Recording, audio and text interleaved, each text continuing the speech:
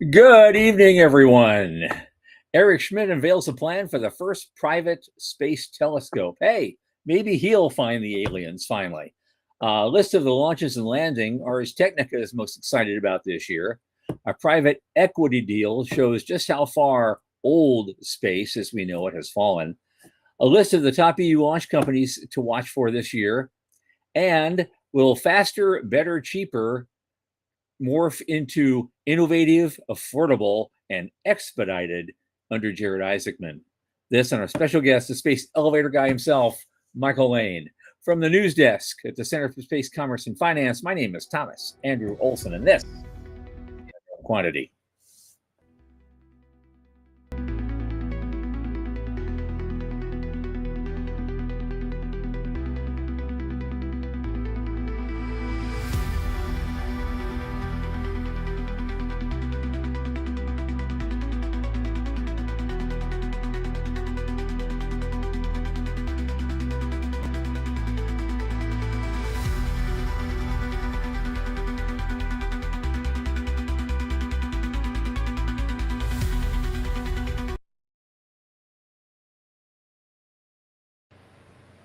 Okay, obviously our show is produced and funded by the Center for Space Commerce and Finance. What do?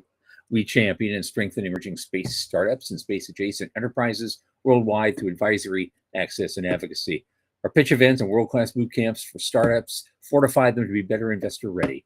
Now, a lot of our work, especially this show, is supported by our listeners and fans like you. Remember, the Center is a 501c3 nonprofit. So just go to our website, cscf.space/support. Click that donate button and drop something in the tip jar. Thank you so much for all your help. Now, with us tonight, in lieu of our guest, who's usually here with us, he's coming in soon. Sitting with me is the producer of this program, Sean Key, who always has some great insights, and I'm glad to have his help tonight. Sean. There he is, man. Tom? I'm ready for some good old tomfoolery, man. Yeah, a little tomfoolery tonight. Right. And thanks for the kudo. Posted a great thing on LinkedIn this afternoon about the Center. I really appreciate that. I think you guys at the Center do great work. I think it needs to be highlighted more, spoken about more. I mean, yeah, there's plenty of groups that are cheerleaders, but there's not that many groups that get out there and get in the ditches and help these people get out of the garage.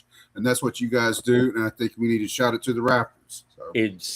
I'll tell you what, in 16 years, we've introduced 98 companies to the world, and over a third of them have gotten some awards or funding of some kind. And amongst one of our poster children is a little company called Spire. You may have heard of that. Yeah. And I don't know if it's the Lord's work that you're doing, but you're doing a great job, my man. Yep. And we want to do even more this year. I may have some announcements in a couple of months. I just had a great talk with one of my best space friends, Jenna Stone, out in Texas, and we're working on a proposal. And when that flies, I'm going to be here to tell everyone all about it. You'll hear it here first. Right. Excellent. Yep. Oh, okay. So we have some interesting folks who've already coming in. Veronica Ann from Arizona is with us. Hi there. Lady Rocket is with us. Eva Blaisdell from Copernic Space Investors and Community. So that's a rare thing, and love to have you. Welcome. Jason's back. There he is. Yes. There we go. Jason, welcome. Yeah, we're gonna have a fun night here. We're gonna have a very fun night. So we'll get through the news rather quickly so we can get to our guest. I wonder who it could be. Well, let's start with this one. There's a Scientific American article.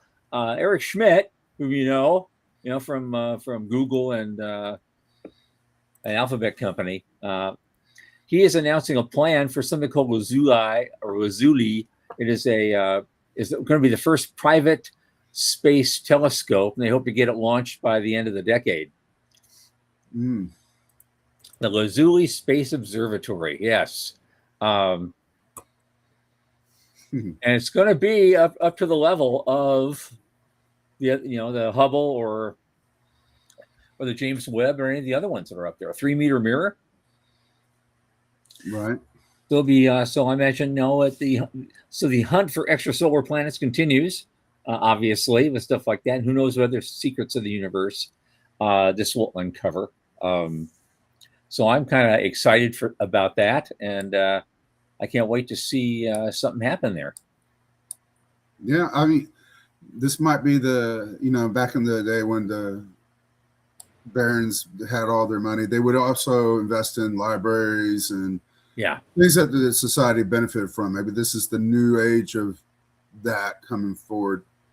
Now that a lot of them are getting older and up there, and they want to put their money.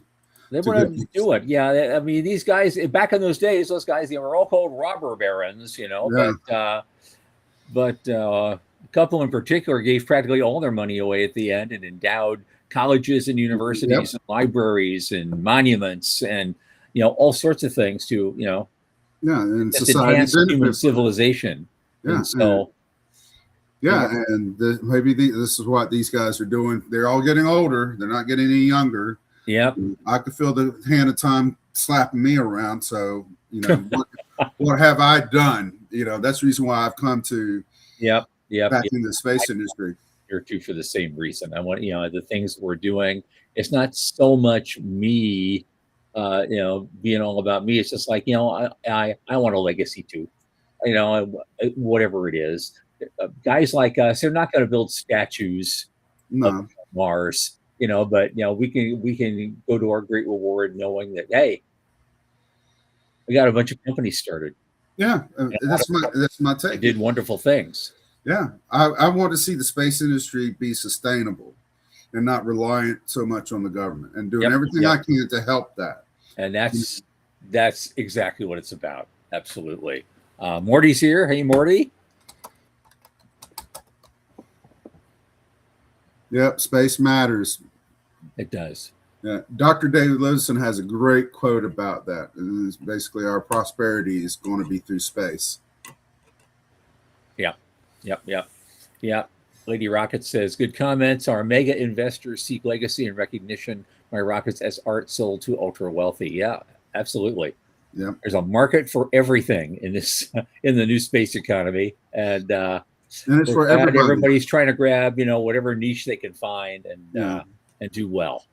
Find your passion, pursue your talent. Absolutely. Morty's also right about his comment.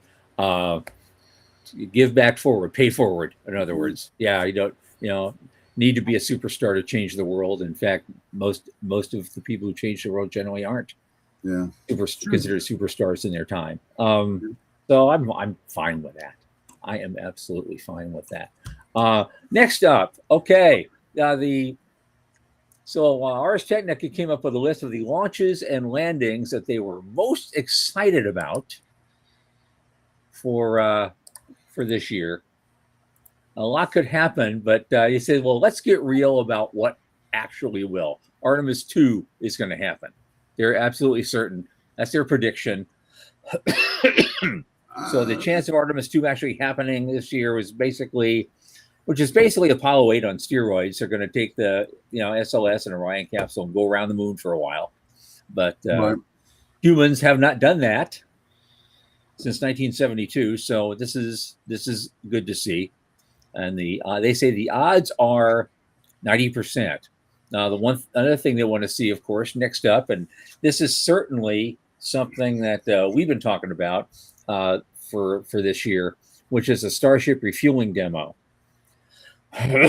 Now, when they put out their schedule, the first launch of Block 3, as we said, is late January.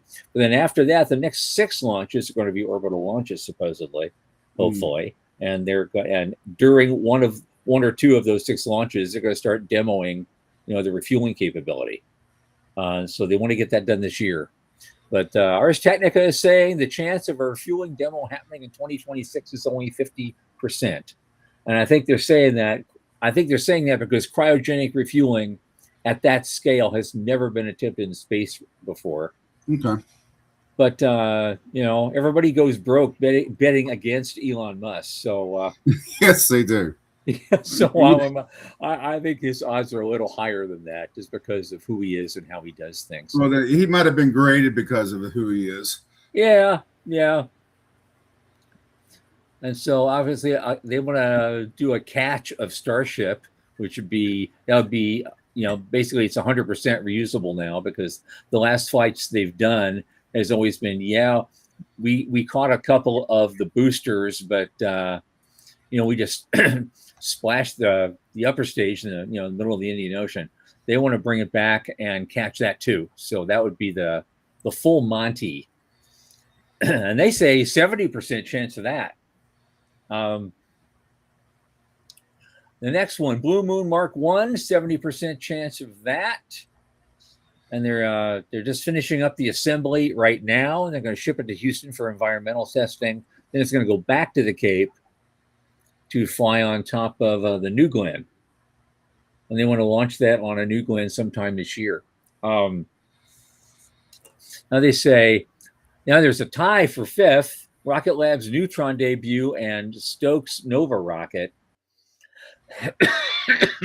So Rocket Lab held second place for a number of launches per year, and their new light class launcher, the Electron, surpassed a monthly launch cadence last year. The medium lift Neutron is the new thing that's supposed to open new markets for the company. It has a reusable first stage and an integrated payload fairing, and they can return to Earth in one piece. And it's going to be, that's the facility at Wallops that they're building out. The first flight of Stokes Nova is also going to happen. Maybe a 30% chance of that happening this year. The debut of China's number 7. There isn't a 6. There is no 6. China's goal of landing astronauts by the moon is 5 years away. They're going to launch something called the Mengzhu. It's the equivalent of the Orion or Apollo Command Module. And they're going to be the chance of a Long March 10A and a Mengzhu paired up launching this year is about 60%. China's still in the race, of course, for a reusable rocket. And a 60% chance of an orbital class rocket successfully make a landing. And of course, launch of Haven 1. VAST seems to have a head start in the race for a private commercial space station. There's about a 30% chance of them actually launching a module just for test purposes this year. And of course, NASA's Roman Space Telescope, the Nancy Grace Roman Space Telescope, will have a view of at least 100 times larger than the Hubble. And the primary science instrument will perform wide area surveys of the universe, covering 50 times more of the sky in 5 years than Hubble did in 30. And so, you expect with space telescopes there'd be, improvements after 30 years. So, and the chance of that launching this year is 80%. And of course, China's Chang'e 7, 80% chance of that. They want to.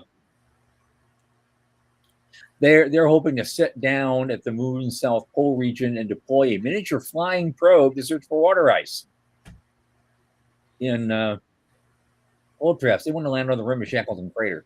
And then the rise of Europe's commercial launchers. They're hoping they're saying a chance for a European launch startup reaching orbit in 2026 is only 20%. They did not mention Firefly's attempt to go to the lunar far side this year. That's interesting. They just left it at that. Oh, here we go. Here, Terran R's first flight, debut of Eclipse, IM-3 and Vestry. Oh, there it is. That's what I was looking for. It's down on number 16, though. Blue Ghost Mission 2. But they say the chances are only 10% of them actually flying it this year. Interesting. I like to know how they're basing their metrics of percentages. Yep. And there's a lot more that are way down on the list. Although number 20 is Japan Martian Moons Exploration Mission. Chance of that launching is actually 80%. So interesting list for them, for all the stuff they're looking forward to. My list would be ranked a little bit differently, but it's about the same. So next up, I thought this was interesting. It says private equity deal shows just how far America's legacy rocket industry has fallen.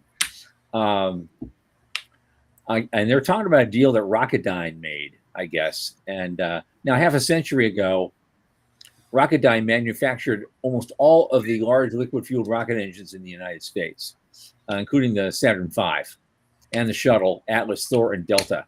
After the Cold War, Rocketdyne's dominance began to erode and became a part of Rockwell until Boeing acquired Rockwell's aerospace division. Rocketdyne continued to do stuff, and then it's just a steep decline.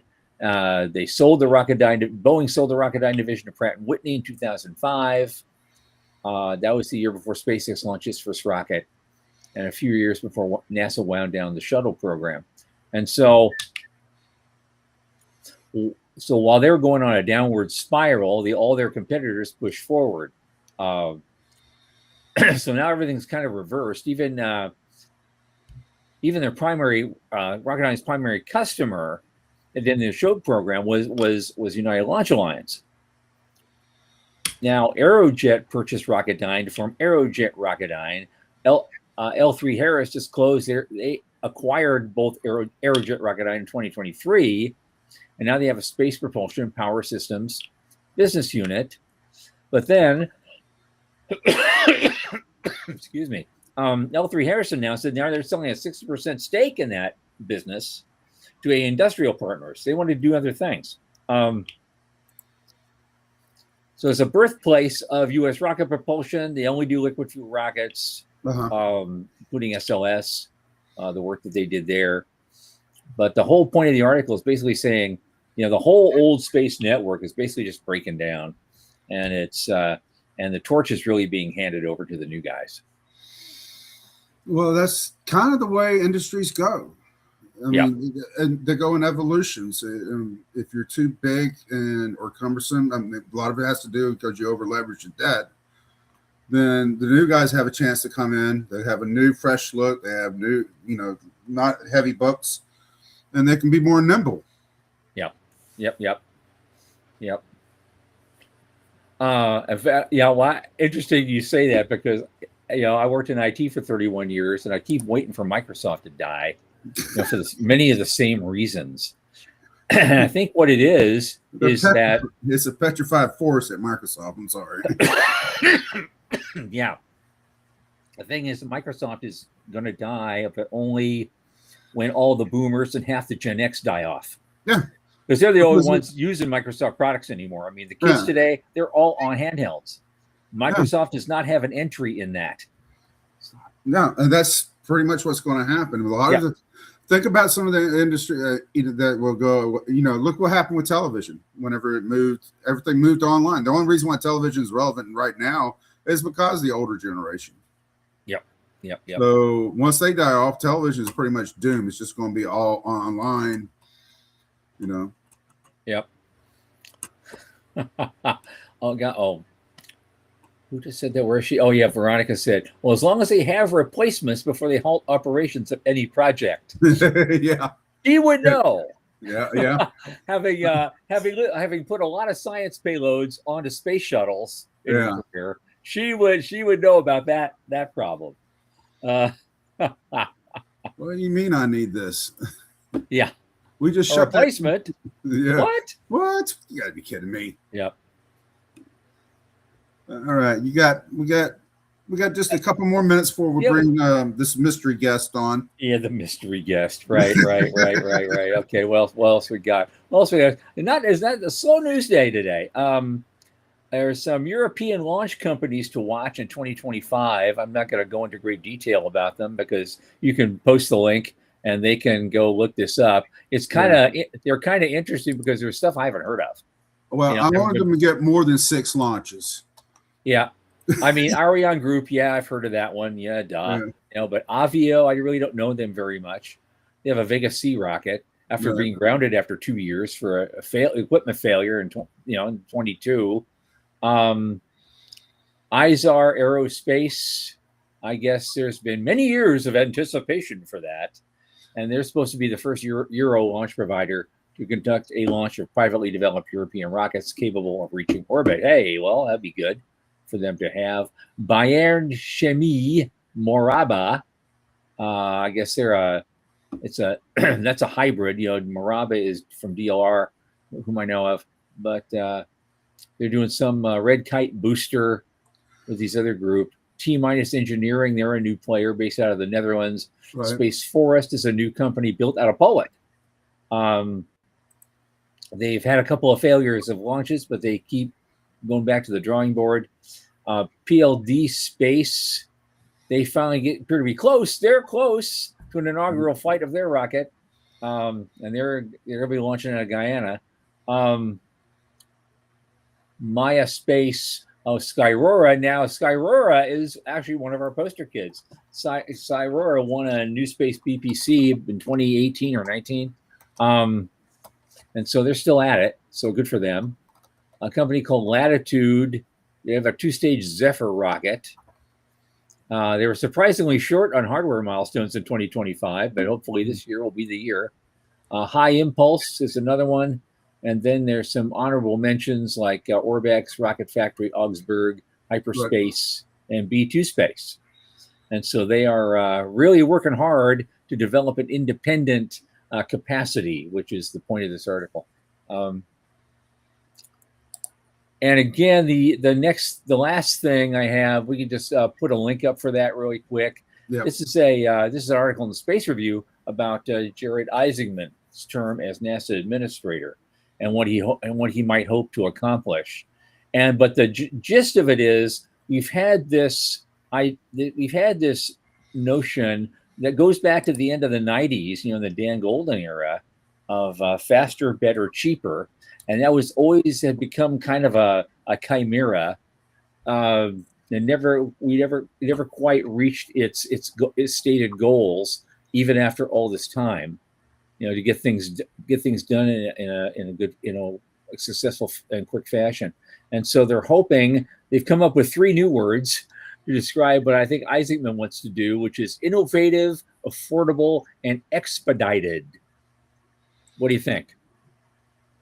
They're not catchy, but but they do. I mean, they do label what you want to achieve, but there's no ringing to it. They're just not catchy. But if you succeed where others have failed with catchy words, it doesn't matter if it's catchy. Yeah, as long as it works. As long as it works.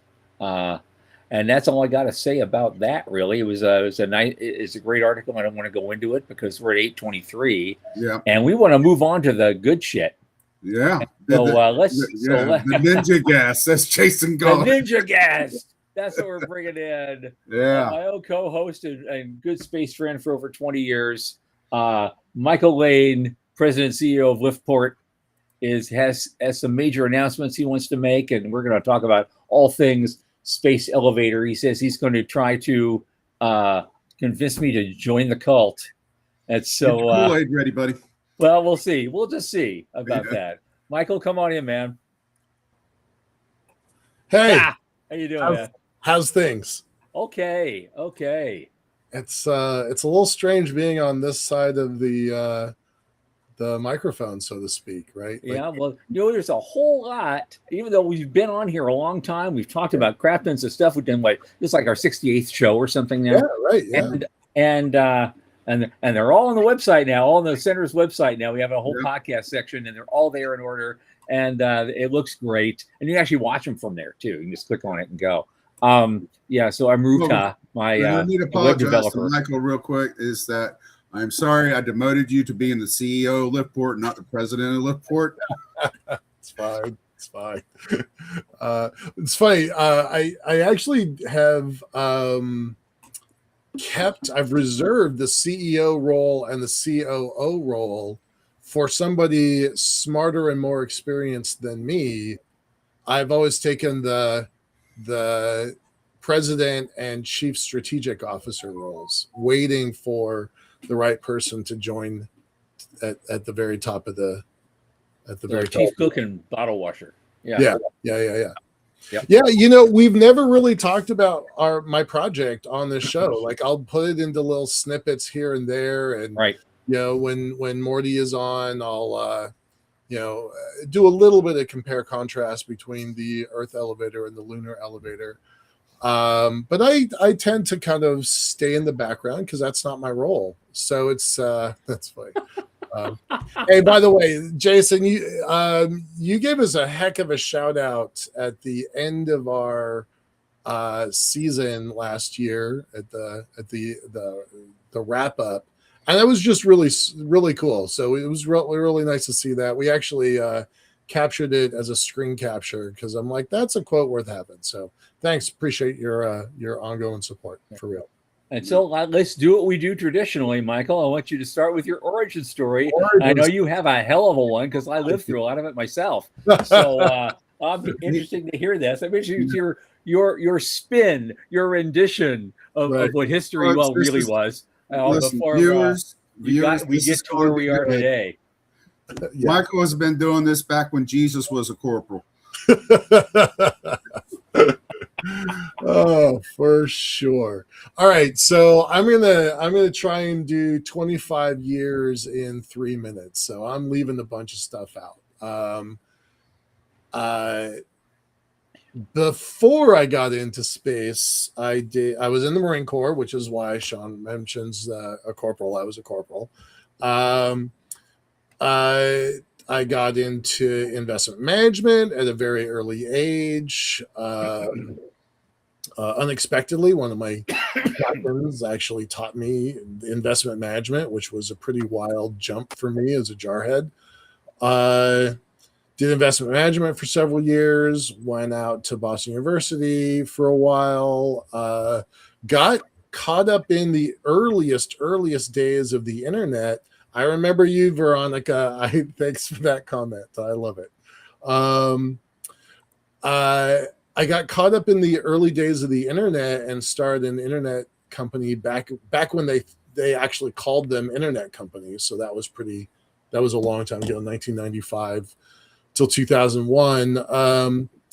Did a bunch of real estate investing. And around my early 30s, the internet, my phase of the internet was closing down. I'm like, I don't know what to do next. I want to do space. And so that's where things got interesting. 2001, 2, and 3, worked with Dr. Brad Edwards on the NASA Institute for Advanced Concepts Research team on the Earth elevator.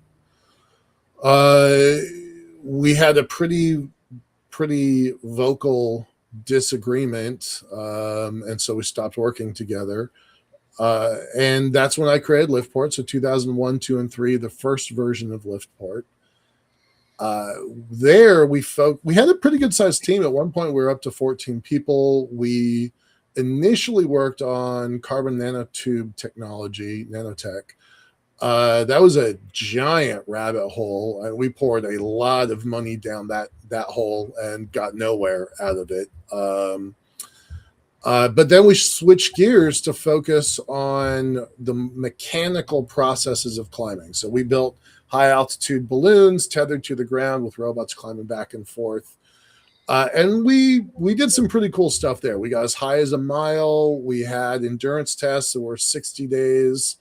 Things were looking pretty good. We had some potential contracts with the DoD. And it is a well-known story. I bet my mortgage on the project and I lost, right? Yeah. That's a pretty well-known story for the folks that don't know. I went from $1.7 million net worth to negative $600,000 in 24 hours. So it was a really bad day. And that kind of took me in a completely different trajectory. I went off to International Space University for a while. That was really fun. And 2008, 9, 10, I was kind of rudderless. I worked on a space-based solar power company for a while. That was definitely a mistake. Not the technology, but the people. And around 2010, 11, 12, I'm rethinking this thing, this elevator, and I realized that we can build an elevator on the moon now with current technology. This is all the way back in 2010, so 15 years have gone by with me thinking about this lunar elevator. We ran a on the surface successful but peek under the hood unsuccessful Kickstarter in 2012. And what I mean by that was we asked for $8,000, we got $110,000, and I seriously think of it as the worst error in my career. So that Kickstarter was a mess, and I own it. I totally own that error. Well, I can sure use an error like that, but yeah, I can sure use an error like that right about now. Yeah, center. So hey, right, yeah, exactly. Yeah, so kind of bumped along. I called it the zombie days from about 2014 to 2017, 18. But in 2018, we were totally quiet about what we're doing, completely quiet. And making real progress, writing reports, doing checks, doing validation, trying to understand what this thing was, and understanding that things were changing. So we thought we were making real progress. We had some pretty good support from some very influential people. And then 2020 happened and the world caught on fire and all of our momentum just evaporated basically overnight. Okay, can I hold you there for just a second? I have a question. Yeah, Who is we? We. All right. So there's always been like this small community, the small cadre of people that has propped me up, right? During the bad days, during the spooky days, during the zombie days, there were times, and I was going to say this, about a year and a half ago, I was about ready to quit. And it was these other people. Shout out to Charles Radley and Marshall Eubanks. They kept me going for a while. Sean's been around off and on for 20 years. There's been a lot of people, and I call them my technical advisor council. Like, we're formalizing it now.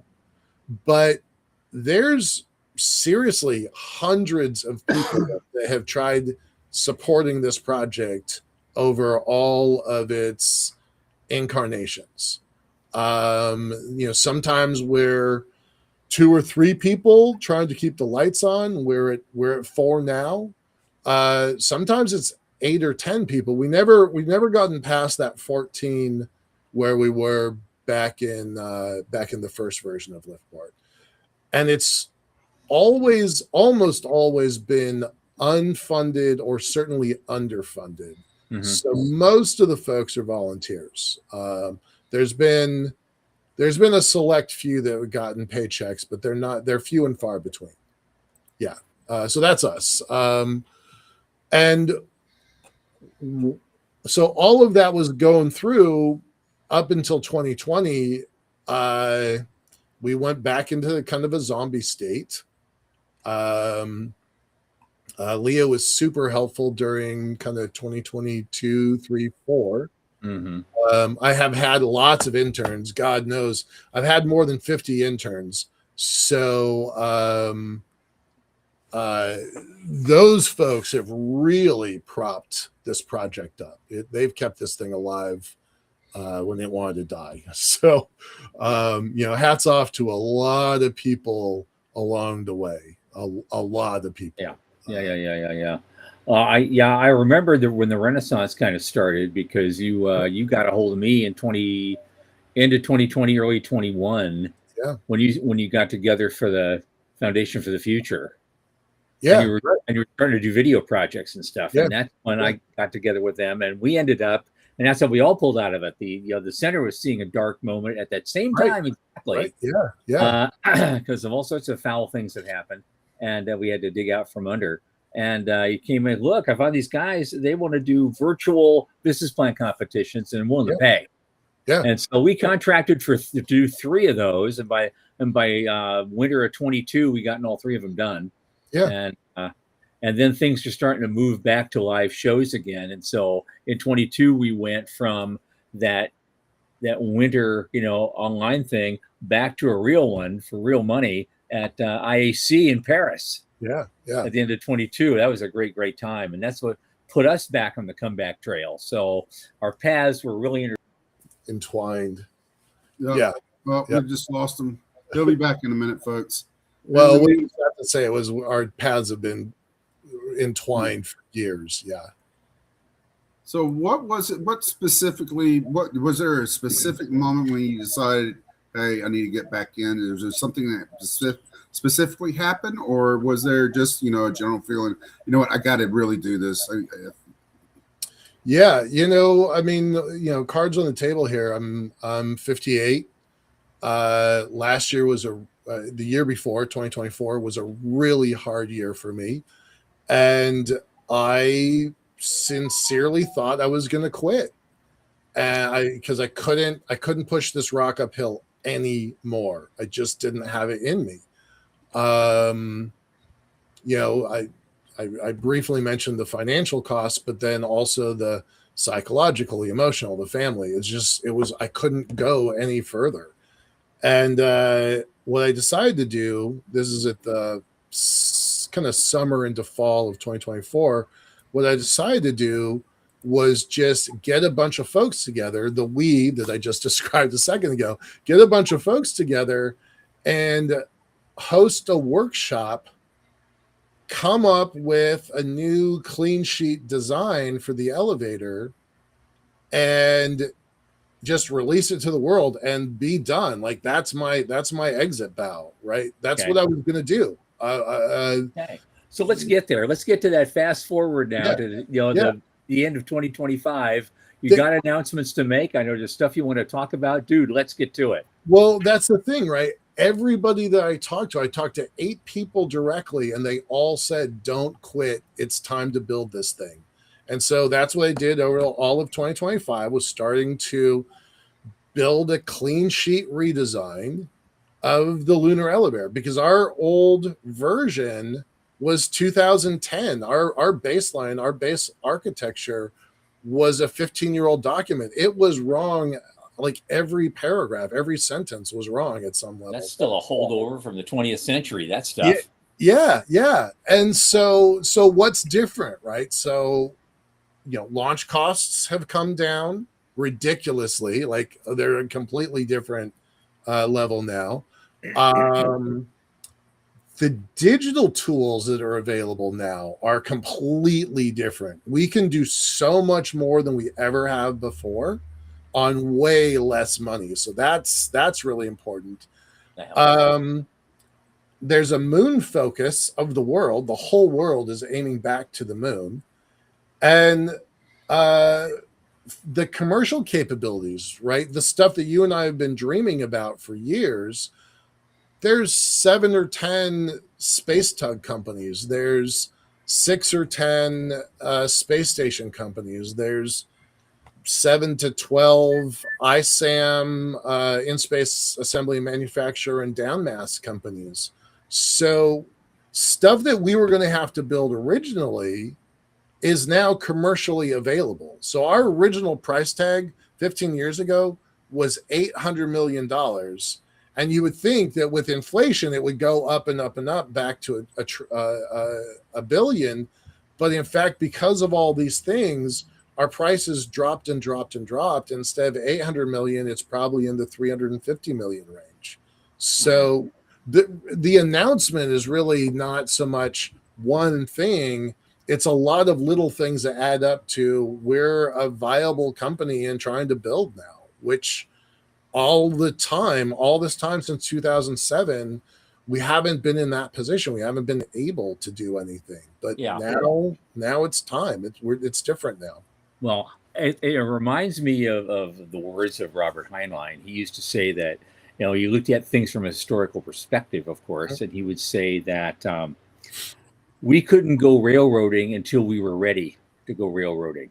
Mm-hmm. There's a lot of different pieces of the puzzle that you have to put together before it works, from steam engines to the kind of metal that you can make a boiler out of that won't explode, braking systems and attaching systems and all sorts of things that you have to do, making the rails and putting them out there, and all the things you need to do to make railroads work.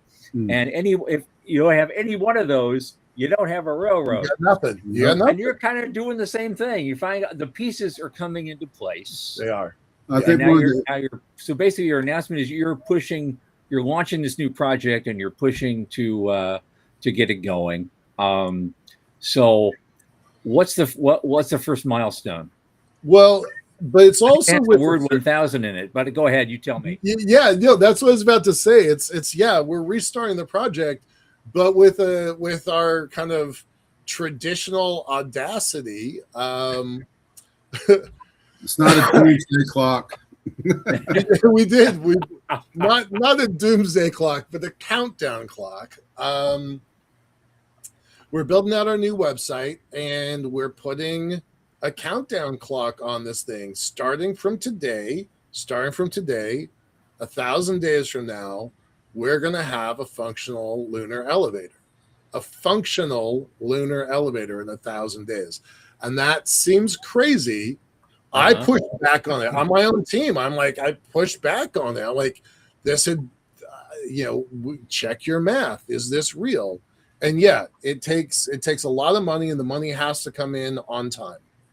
But the engineering is doable, and by World Space Week, by the 71st anniversary of Sputnik, with the official start of the space age, we're going to have an elevator on the moon. Now, this sounds kind of crazy. I know it does, but we tried to see if we could get it by July 20th.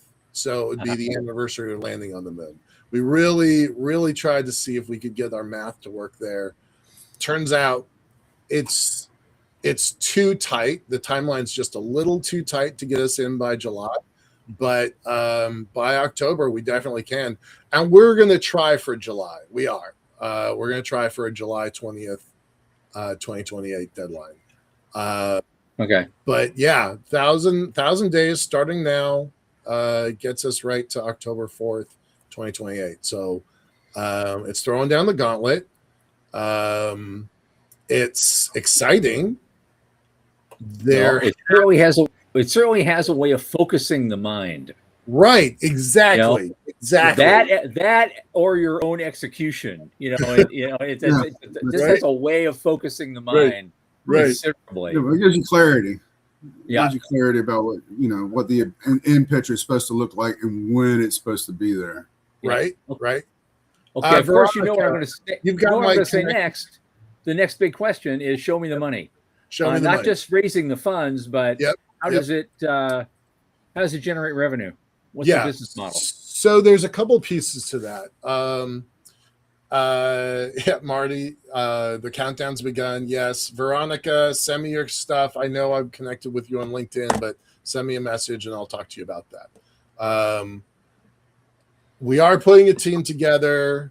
There are ways of getting a paycheck, right? That's a surprise to everybody, because there hasn't been for all this time. So where's the money coming from? I'm in negotiations for about $300,000 in the earliest of seed money. I actually, full disclosure, I thought I was going to get it months ago, and now it looks like it's March. So that's how that feels. Yeah, so, I know you do. You do. Okay. All right. Well, Veronica, I'll put my contact information in here just a second.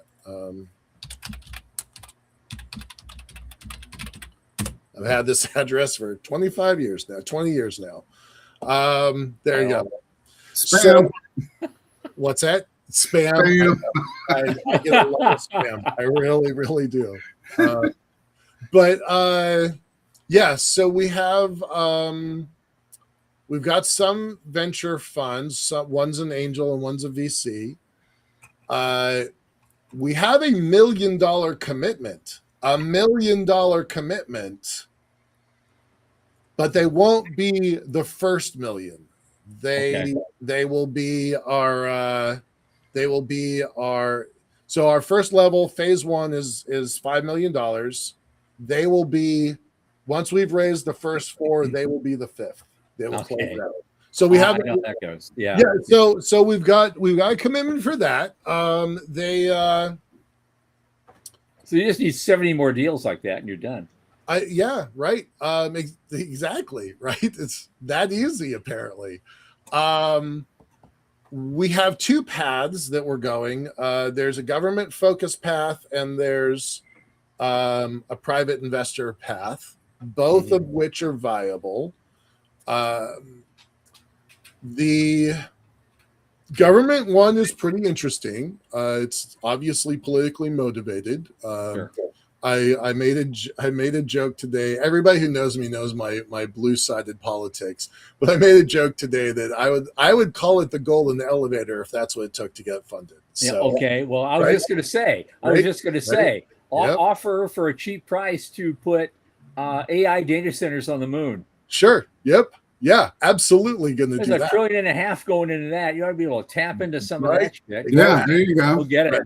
So there's a government component and there's also a private component. And I have a lot of confidence in the private component. There's a lot of folks headed to the moon. And so what we decided to do, and this is how we're generating revenues, is we're creating a chamber of commerce for the moon.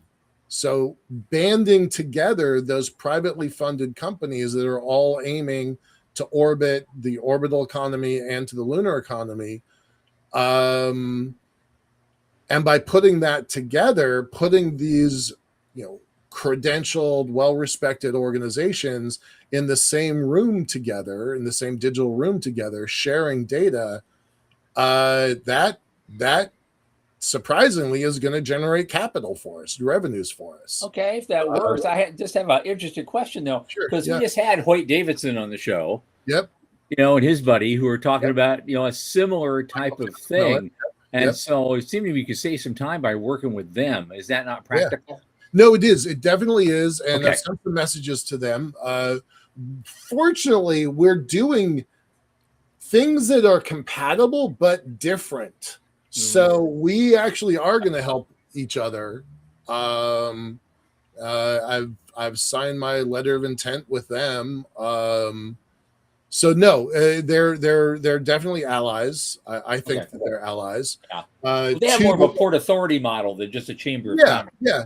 And to the point where he said, look, if the day comes when we are going to be contracting to build an elevator, we'll go to you. Right. That's directly what Castle Miller said to me. So, no, I think that I think that we've got a deep bench of talent. We've got all the tools. We don't have enough money yet. I'm anticipating that a couple $100,000 in revenue, as well as a couple $100,000 in initial capital. Okay. But we're not going to try to start raising money until March. Okay. I want to put some foundation below us between now and then. So our target is to have 50 organizations within this this network that I just described. 50 is there. And so that gives us a foundation and revenues.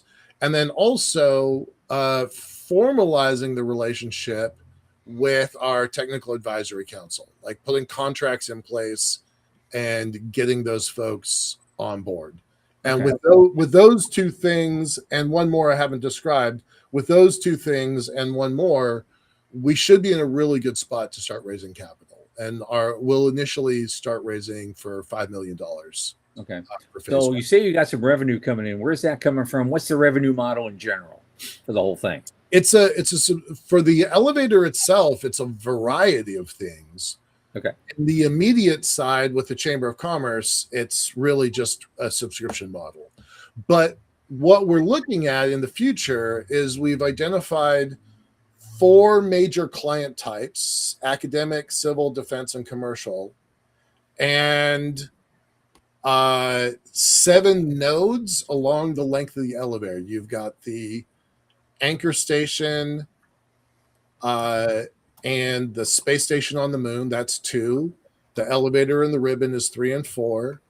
The truss and the space station at L1 is 5 and 6, and then the counterweight at 7. Mm-hmm. So though that matrix of clients and points, there's a lot of things we can sell there. We're going to sell transportation. Okay. We're going to have data centers. Data centers were not even in our conversation 2 months ago, right? They weren't, but we'll definitely have them.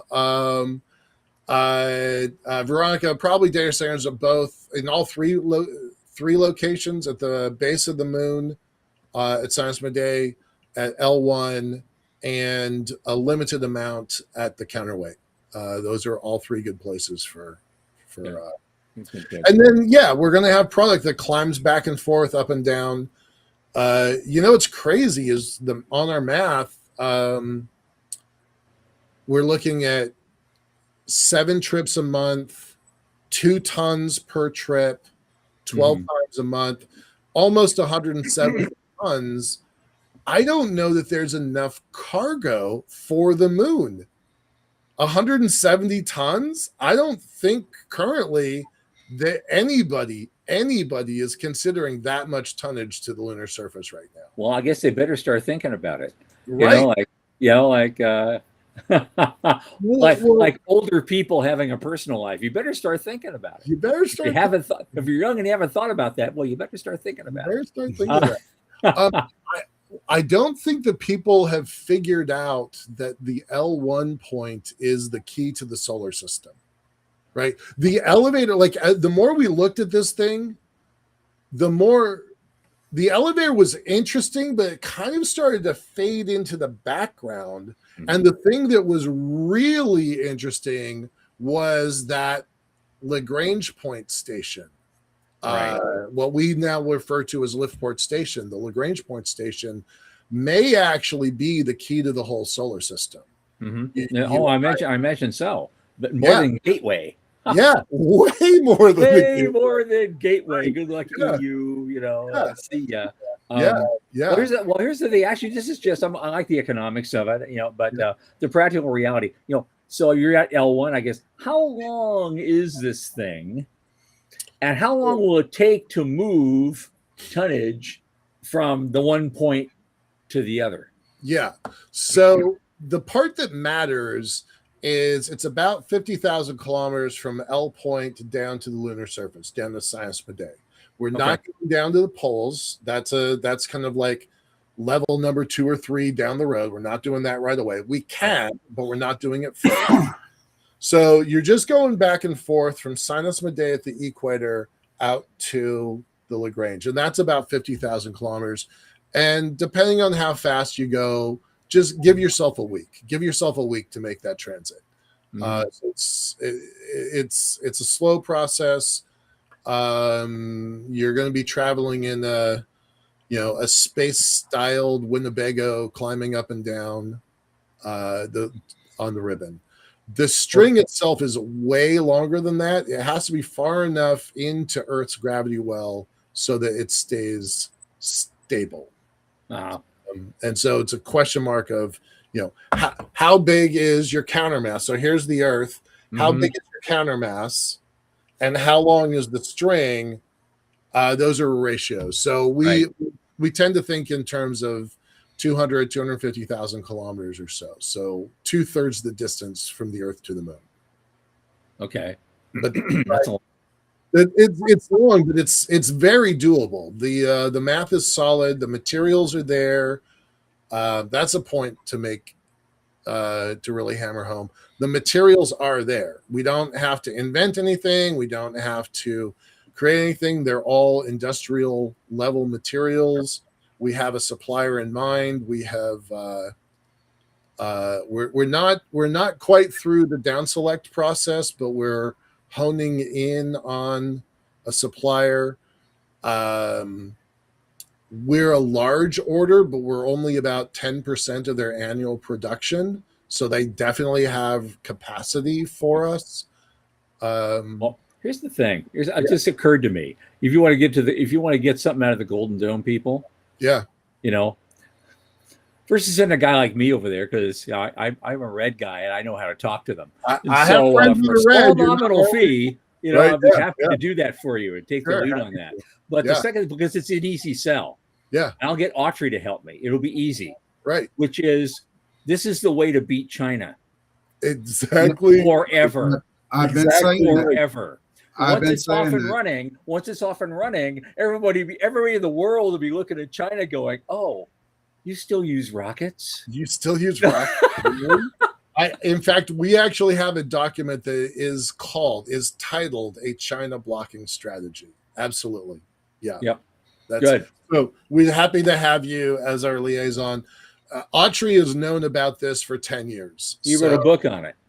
I was quite glad today to hear that he had dropped out of the running for the chief financial officer, because he hasn't been allowed, by his own standards, he hasn't been allowed to be a part of this project. But as soon as he's out of that, I'm hoping he joins our project. Yep. I do. Right. I genuinely hope he joins our project. We could talk about this for another 30 minutes if we had to, but you know what, Michael? We're getting to the end. Yeah. As you know, when we do these shows, and since you're our inaugural, you're fine. The host is finally becoming the guest, so I want to hear it, man. What is your view of what the world looks like in 5 years and in 25 years? Well, certainly there's an elevator on the moon in 5 years, hopefully less than that. We expand from a single seed ribbon to a larger capacity system. We go from 100, 150 tons capacity to maybe 600 tons a year capacity. So, and that, I think, changes everything. Fast forward into 25 years from now, you and I have seen the changes of 25 years.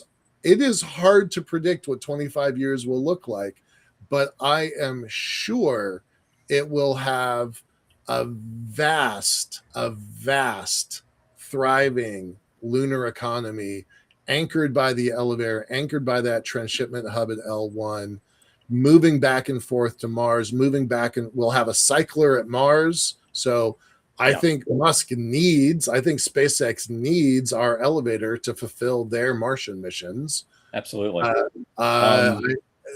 Going back and forth to the asteroids is going to be effortless. And down mass back to Earth, I think that's going to change the lives of everybody from the biotech. And that's a whole nother new business line that needs to be built. So the guys who are doing it are going to have to learn to upscale their operation by a factor of 10. Just size, to get the down mass down. It's going to be that big. Unfortunately, for me to make it another 25 years, I'm going to have to do more investing in biotech than in space elevators. But you know what? After that, hey, we'll see. A little bit of Methuselah research there, longevity research. Yep. I like what Jason says. That's where I got to go. Unfortunately, it's just like I'm doing my best, but Jason's got a comment about an unrecognizable future. That's exactly where I'm at. That's pretty much it. Yeah, that's pretty much it. I took a seminar in sci-fi writing from Werner Vigne, of all people. Right. And he told me that basically, in the mind of a sci-fi writer, the near future is 5 to 10 years, and the far future is 25. After that, nothing. It's anybody's guess. It could be anything. And so, that's funny because I said that about futurists. Yep. Absolutely. Michael Laine, Renaissance Man, you're doing it again. You're launching your elevator project 1,000 days from today. Take a look to see it. Take a look at LiftPort.com. As soon as it is propagated, it will be live with a new website. So the current one is the wrong one. The current one's been there for, 4 years or 5 years. But the new one has the countdown clock on it. So by the time it propagates, that's the countdown happening. Count happening. Well, obviously we're rooting for you all the way. So, thanks for doing that and being and doing what you do. And we'll be talking about this a lot more in the future. Michael Laine, thanks for being here. Thank you. See ya on Monday. In your usual same bad time and same bad channel. On Monday, our guest is space lawyer extraordinaire Kamisha Simmons, and she's going to give us a bunch of updates on. Hopefully, we're going to ask her how she can make it all the legalities happen so Michael can build his lunar elevator without a lot of hassle. And I'm hoping to get that out of her on Monday. But for Michael, for Sean Key, for the news desk at the Center for Space Commerce and Finance, I've been Thomas Andrew Olson. Keep watching the skies. I'll be bat channel, you be bat time.